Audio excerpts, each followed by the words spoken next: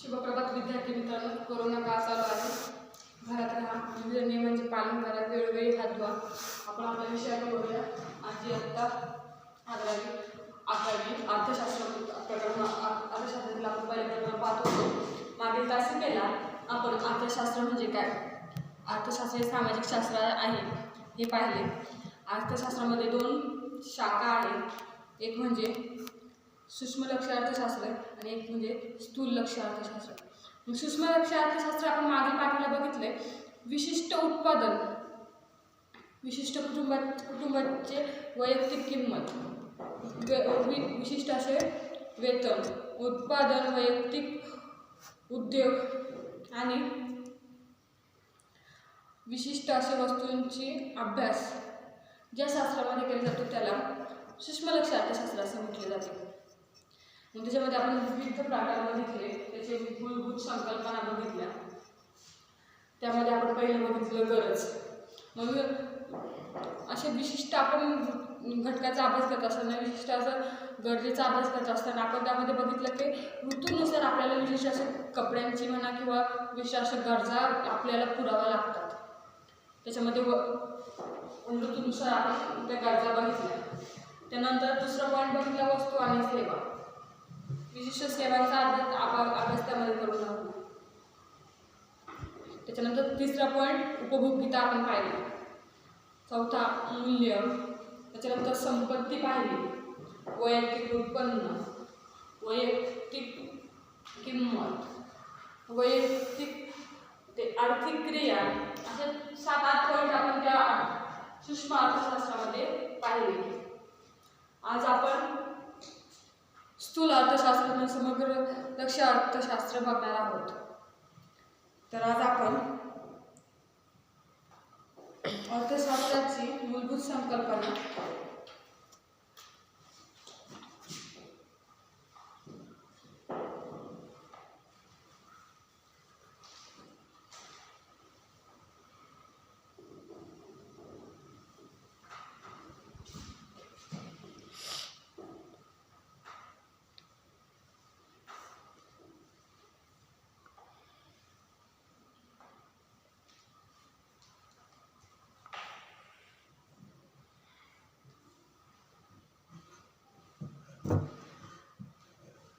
अर्थशास्त्राची मूलभूत संकल्पना यामध्ये आपण स्थूल अर्थशास्त्र हा पॉईंट बघणार आहोत. स्थूल अर्थशास्त्र अभ्यास करणार आहोत.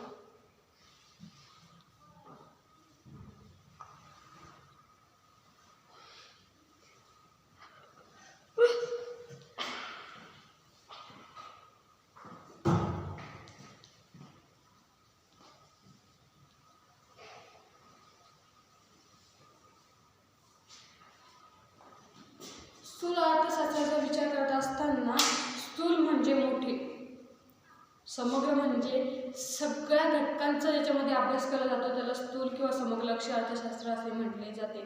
स्थूल म्हणजे मोठे, एकूण घटकांचा ज्याच्यामध्ये अभ्यास केला जातो त्यांना स्थूल अर्थशास्त्र असे म्हटले जाते.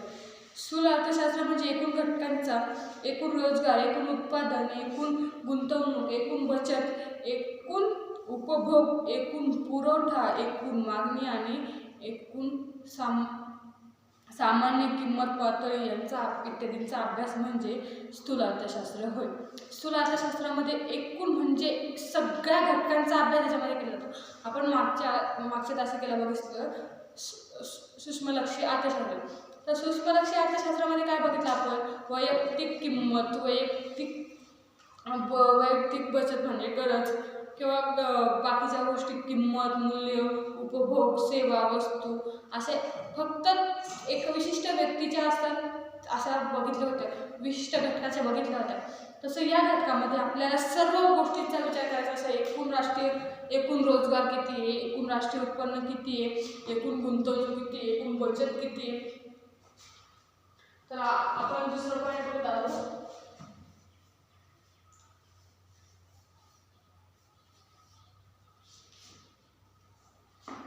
स्थूल शास्त्र.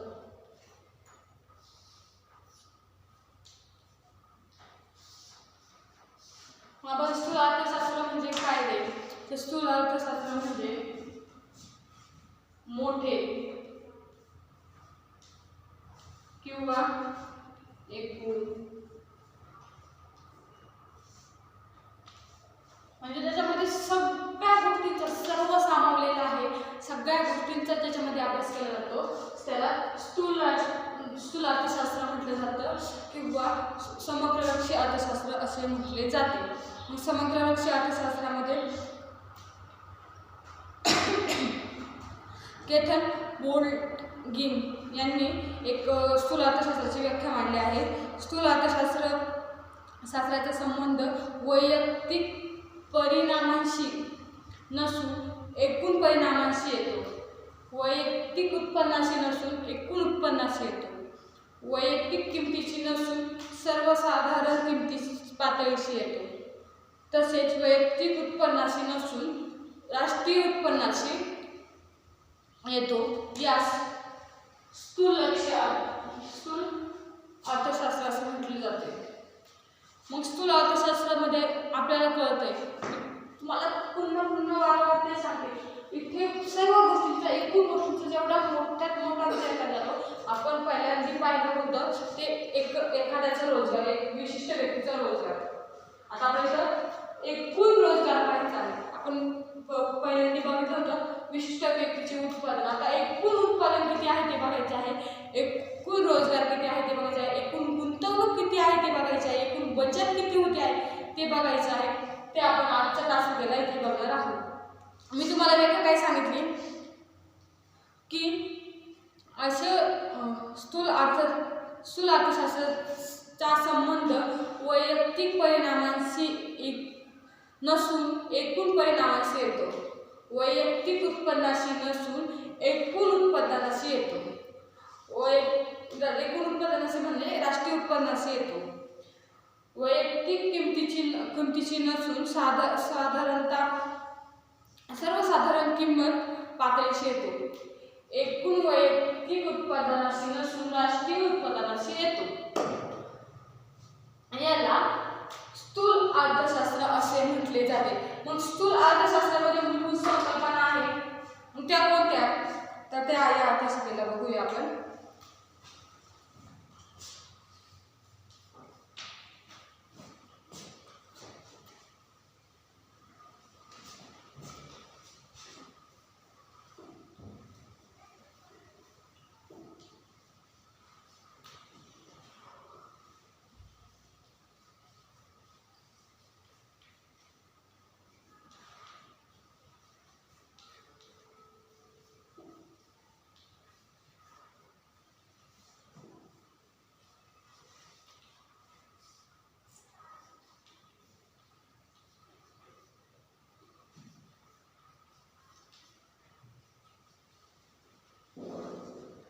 स्थूल अर्थशास्त्राच्या मूलभूत संकल्पना आपल्याला एकूण 6 सांगता येतील. तर मग त्यातली राष्ट्रीय उत्पन्न ही पहिली संकल्पना आहे. राष्ट्रीय उत्पन्न म्हणजे काय? राष्ट्रीय उत्पन्न या घटकामध्ये काय आले तर आपण एखाद्या व्यक्तीच्या उत्पन्नाचा विचार नाही करते. या ठिकाणी आपण पूर्ण राष्ट्राच्या उत्पन्नाचा विचार करतो, म्हणजे मोठ्या प्रमाणात विचार करतो, एकूण प्रमाणात विचार करतो. त्यामुळे हा भाग या भागामध्ये आलेला आहे. राष्ट्रीय उत्पन्न हे देशातील आर्थिक व्यवहाराशी संबंधित असते. त्याला देशातील एकूण उत्पादन असेही म्हणतात. राष्ट्रीय उत्पादन हे देशाच्या आर्थिक व्यवहाराशी संबंधित असते, तर राष्ट्रीय उत्पन्न ही म्हटले जाते. या आर्थिक वर्षात, विशिष्ट आर्थिक वर्षात म्हणजे एका आर्थिक वर्षामध्ये अर्थशास्त्रामध्ये उत्पादित झालेली अंतिम वस्तू व सेवा बाजारभावानुसार केलेली गणना म्हणजे राष्ट्रीय उत्पन्न होय. एका आर्थिक वर्ष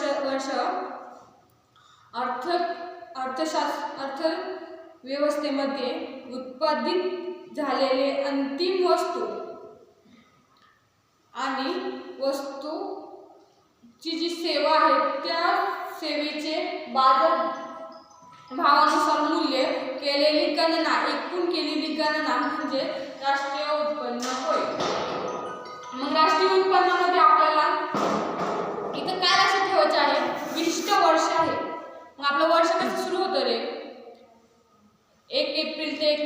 31 डिसेंबर ते 1 जानेवारी ते 31 डिसेंबर असं आपण बोलतो. हे आपले एक वर्ष आहे का? आर्थिक वर्ष कशाला म्हटले जाते?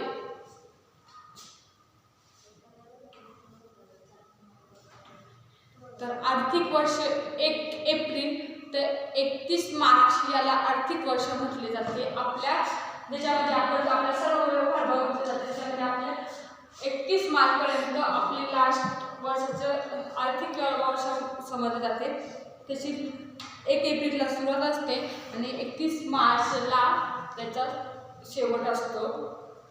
त्यानुसार हे आर्थिक वर्ष, एक आर्थिक वर्ष अर्थव्यवस्थेमधील उत्पादन झालेल्या वस्तूच्या किमती व सेवा बाजारभावानुसार केलेली गणना म्हणजे राष्ट्रीय उत्पन्न होय. तर राष्ट्रीय उत्पन्नाचं पुन्हा आपण एक व्याख्या पाहूया. राष्ट्रीय उत्पन्न समितीने जी व्याख्या केलेली आहे ती व्याख्या आपण या ठिकाणी पाहूया. राष्ट्रीय उत्पन्न म्हणजे एखाद्या विशिष्ट कालखंडामध्ये उत्पादन करताना एखाद्या विशिष्ट कालखंडामध्ये उत्पादन करताना असलेल्या वस्तू व सेवांची दुहेरी गणना टाळून केलेले मापन म्हणजे राष्ट्रीय उत्पन्न होय. म्हणजे त्याची डबल गणना नाही करायची, दुहेरी गणना नाही करायची, डबल एक वस्तू डबल त्याची मोजमाप नाही करायची. अशा राष्ट्रीय उत्पन्न समितीने ही केलेली व्याख्या आहे. राष्ट्रीय उत्पन्न समिती म्हणते की राष्ट्रीय उत्पन्न म्हणजे एखाद्या विशिष्ट कालखंडामध्ये उत्पादन करत असताना वस्तू व सेवा यांची दुहेरी गणना टाळली जाते आणि त्याचे मोजमाप केले जाते, त्याला राष्ट्रीय उत्पन्न असे म्हटले जाते. तर आपण पहिला पॉईंट बघितला आहे या ठिकाणी राष्ट्रीय उत्पन्न.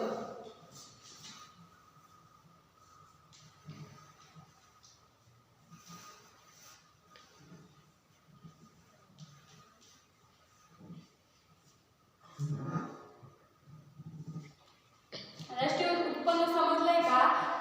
राष्ट्रीय उत्पन्न म्हणजे विशिष्ट कालखंड आहे ज्यामध्ये उत्पादन करत असलेली वस्तू व सेवा यांची दुहेरी गणना नाही करायची, आपल्याला डबल ते मोजायचं नाहीये, ते टाळून जी मोजमाप केली जाते त्याला राष्ट्रीय उत्पादन असे म्हटले जाते. त्यानंतर आहे बचत.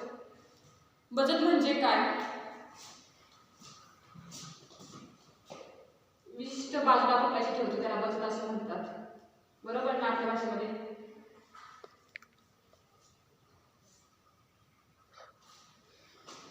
ती बचत म्हणजे काय? उत्पादनाचा असा भाग जो आपल्याला भविष्य काळामध्ये गरजेचा आहे, भविष्यात आपल्याला तो लागेल म्हणून आपण तो बाजूला शिल्लक ठेवतो किंवा काही कारणास्तव तो आपण बाजूला ठेवतो, त्यास बचत असे म्हटले जाते. उत्पादनाचा असा भाग जो भविष्यातील गरजा पूर्ण करण्यासाठी सध्याच्या उपभोक्त्याच्या गरजातून आपण तो शिल्लक ठेवला जातो, त्यास बचत असे म्हटले जाते. मग ही बचत चालू बचत ते भविष्याला आपण विशिष्ट घटकांसाठी आपण विशिष्ट गोष्टींसाठी ती बचत केलेली असते, त्याला आपण बचत असं म्हटलं जातं. म्हणजे आपल्याला भविष्य काळामध्ये काही गरजेचे असेल पैसे, ते पैसे यूज करण्यासाठी वापरण्यासाठी आपण आत्ताच काही गोष्टींचा उपभोग घेत नाही, त्या गोष्टी घेत नाही, त्या पैशांची आपण बचत करतो आणि भविष्यामध्ये ते पैसे आपण वापरतो, त्याला बचत असे म्हटले जाते. त्यानंतर तिसरा पॉईंट आहे गुंतवणूक.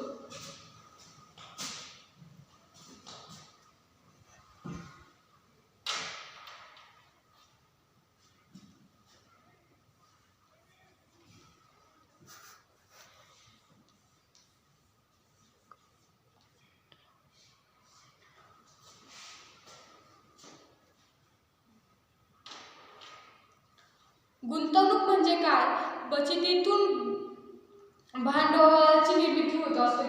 बचत आपण वेगवेगळ्या विशिष्ट ठिकाणी बचत करतो.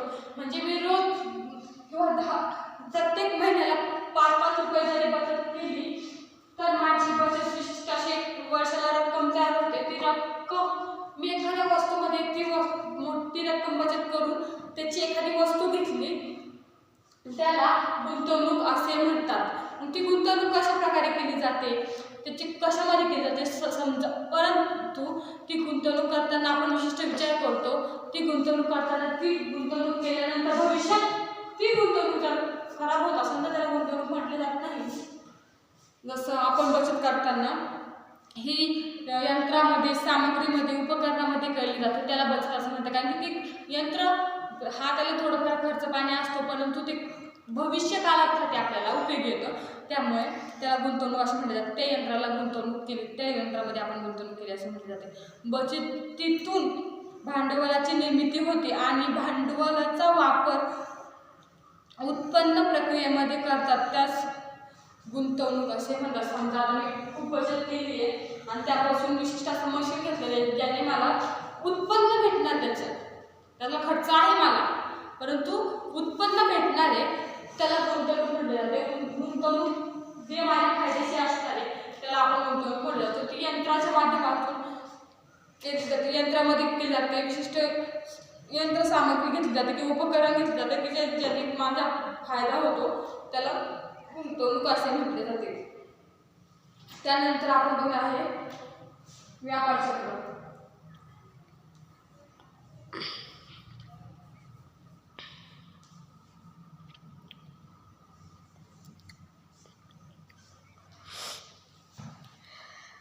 तर व्यापार चक्र अर्थव्यवस्थेत घडून येणाऱ्या आर्थिक चढउतरीला व्यापार चक्र असे म्हटले जाते.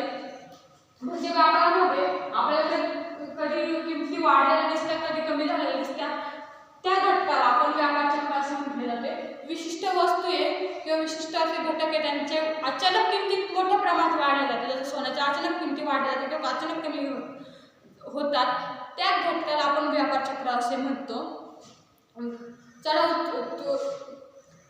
अर्थव्यवस्थेत घडून येणाऱ्या आर्थिक चढउतरीला जे व्यापारात बदल घडून येतात त्यास आपण व्यापार चक्र असे म्हणतो. हे प्रामुख्याने आर्थिक क्रियेतील चढउतार असतो, चढउताराची निर्मिती असते, त्याला आपण तेजी आणि मंदी असेही म्हटले जाते. तेजी म्हणजे काय? सातत्याने सामान्य किमतीमध्ये होणारी वाढ म्हणजे तेजी होय. आपण म्हणतो ना, अरे ह्याची किंमत दिवसेंदिवस मोठी होत चालली, वाढत चाललेली आहे, त्याला आपण तेजी म्हणतो. आणि मंदी म्हणजे काय? सातत्याने सामान्य किंमत पातळीत होणारी घट किंवा त्यात होणारी घसरण म्हणजेच मंदी होय. मग आपण विचार करतो ना की अरे ही किंमत, त्याची किंमत आहे ना विशिष्ट दिवशी एवढी होती बरं, पण आता कमी कमी होत चालली, रोज ती कमी कमी होत चालली, त्याला तेजी आणि मंदी असे म्हटले जाते, म्हणजे त्याला मंदी म्हटले जाते. मग ह्या तेजी मंदीचा व्यापार चक्रावर मोठ्या प्रमाणात परिणाम झालेला दिसून येतो. याने पूर्ण अर्थव्यवस्था ही तेजी मंदीवर अवलंबून असते. याचा समतोल राखणे आपल्याला गरजेचे आहे. विशिष्ट असे घटक आहेत जे खूप मोठ्या प्रमाणामध्ये जर किंमत वाढ झाली म्हणजे त्याच्यामध्ये तेजी आली तर सर्वसामान्य व्यक्तींना ती वस्तू घेता येत नाही. मग नंतर त्याचा असा परिणाम होतो की ती वस्तू किंमत वाढल्यामुळे त्याचा माल जास्त होतो, नंतर त्याच्यात अचानक मोठ्या प्रमाणात मंदी येते. म्हणजे तेजी मागे मंदी असं चक्र चालू असतं, त्याला तेजी आणि मंदी म्हटलं जातं, जे व्यापार चक्र म्हणतो आपण त्याला. त्यानंतर याचा पुढचा घटक आहे आर्थिक वृद्धी.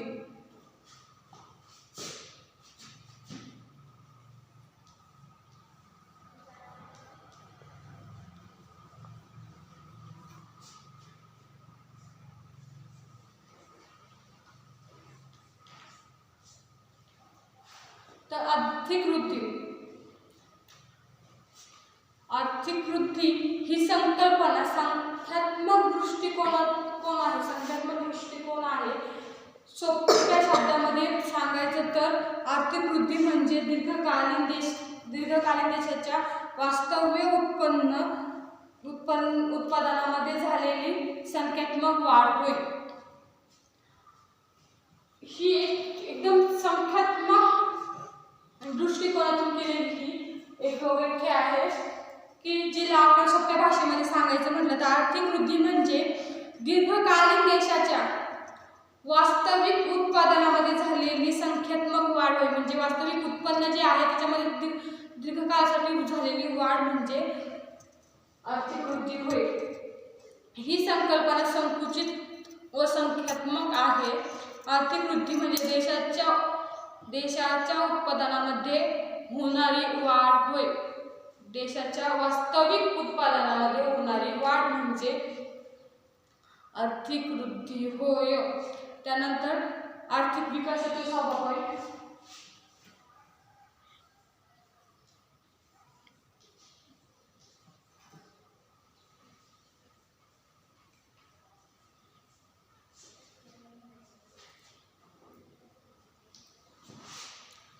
आर्थिक विकास ही संकल्पना मोठी आहे, ज्यामध्ये विविध घटकांचा समावेश होतो. तर आर्थिक विकास ही संकल्पना एक गुणात्मक दृष्टिकोनातून केलेली संकल्पना आहे. आर्थिक विकास म्हणजे आर्थिक वृद्धीसोबत मानवाच्या कल्याणकारी आवश्यकता गरजा यांच्यावर ही आर्थिक विकास हा धरला जातो. असणाऱ्या घटकांमध्ये गुणात्मक बदल घडून येणे म्हणजे आर्थिक विकास होय. जसं आर्थिक वृद्धी होती तसा आर्थिक विकास हा विशिष्ट आर्थिक वृद्धी संख्यात्मक घटक आहे. आर्थिक विकास हा गुणात्मक घटक आहे. गुणात्मक म्हणजे काय? शिक्षणाच्या सुविधा होणे, आरोग्याच्या सुविधा भेटणे म्हणजे आर्थिक विकास होणे होय. आपल्याला जर आपल्या अन्न, वस्त्र, निवारा या गरजा व्यतिरिक्त जर शिक्षण आणि आरोग्य अशा गरजा जर उपलब्ध होत असेल तर त्याला आपण म्हणतो आर्थिक विकास झालेला आहे. अशा प्रकारे आपण या ठिकाणी आज अर्थशास्त्राचा तास शिकवला.